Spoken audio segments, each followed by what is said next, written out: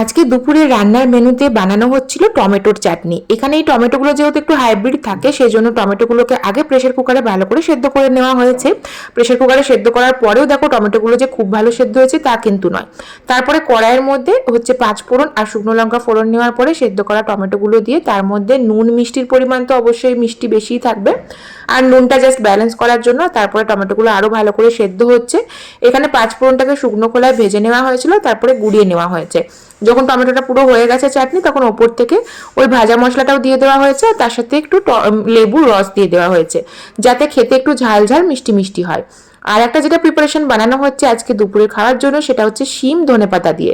তার জন্য শিমগুলোকে বড় বড় করে কেটে নেওয়া হয়েছে, কালো জিরে আর কাঁচা লঙ্কা ফোড়ন দিয়ে শিমগুলোকে নুন হলুদ আর একটু মিষ্টি দিয়ে ভালো করে ভেজে নেওয়ার পরে একটা গোটা টমেটো দিয়ে অল্প জল দিয়ে শিমগুলো সেদ্ধ করে নেওয়ার পরে ধনেপাতা বাটাটা মেশানো হয়েছে। ধনেপাতা বাটা মেশানোর পরে আর খুব বেশি গ্যাসে নাড়াচাড়া করার দরকার নেই, শুধুমাত্র এই মাখা মাখা হবে আর কালারটা একটু চেঞ্জ হবে, ততক্ষণ পর্যন্তই নাড়াচাড়া করা হয়েছে। আর এই হচ্ছে ধনেপাতা দিয়ে শিম একদম রেডি। গরম গরম ভাত দিয়ে কিন্তু এটা খেতে ভীষণ টেস্টি লাগে। শীতকালের একদম রেসিপি, ট্রাই করাই যেতে পারে।